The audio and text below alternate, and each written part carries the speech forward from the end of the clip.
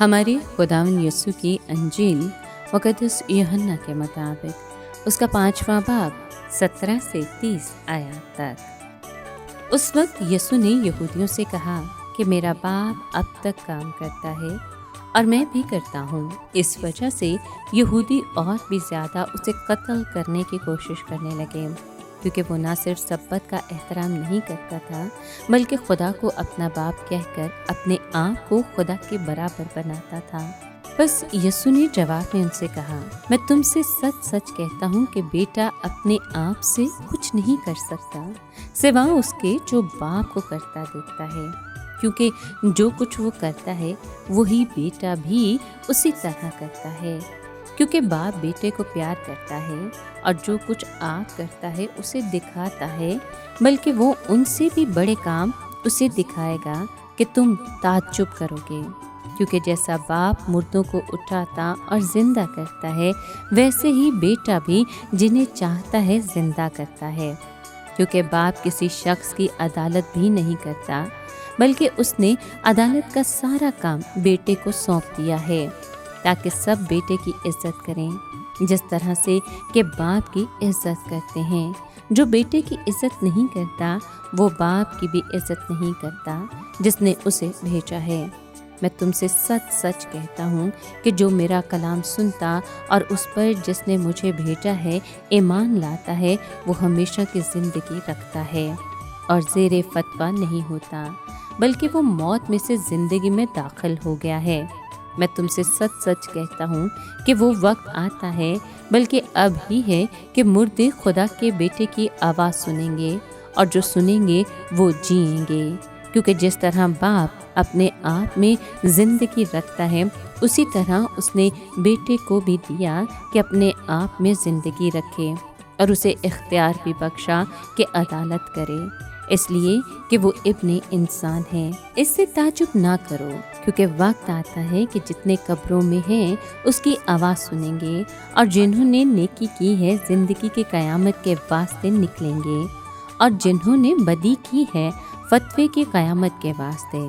میں اپنے آپ سے کچھ نہیں کر سکتا، جیسے میں سنتا ہوں ویسے ہی عدالت کرتا ہوں، اور میری عدالت راست ہے، کیونکہ میں اپنی مرضی کو نہیں بلکہ اس کی مرضی کو جس نے مجھے بھیجا چاہتا ہوں۔ پاک کلام کے پڑھے اور سنے جانے پر خداوند کی برکت ہو، خدا کا شکر ہو۔ عزیز دوستو، آج کا کلام یسوع مسیح بیٹا اور خدا باپ کے درمیان گہرے اور لسانی رشتے کو بیان کرتی ہیں۔ یسوع مسیح کہتا ہے کہ بیٹا آپ سے کچھ نہیں کرتا، یعنی وہ خدا سے ہٹ کر کوئی بھی کام نہیں کرتا، وہ وہی کام کرتا ہے جو خدا انسانوں میں کرنا چاہتا ہے۔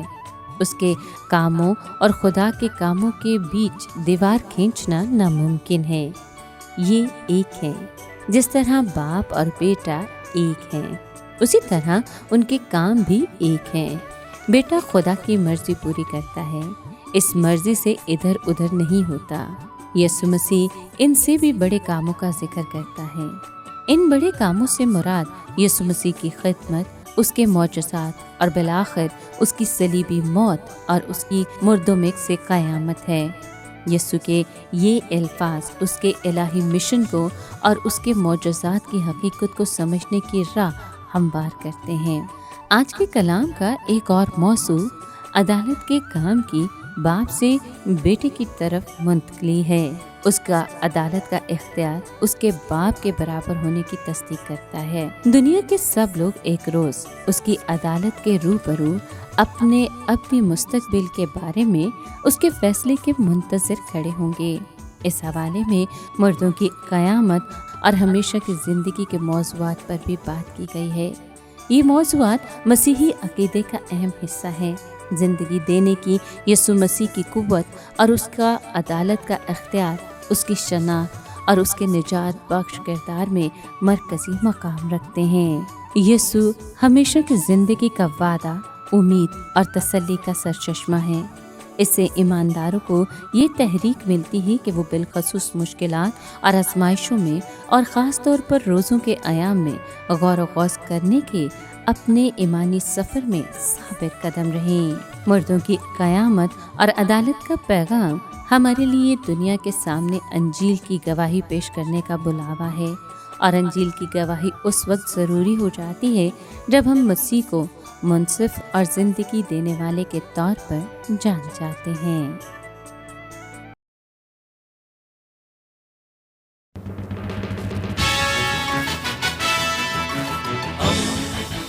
دوستی کا پیمبر، ریڈیو ویریتاس ایشیا۔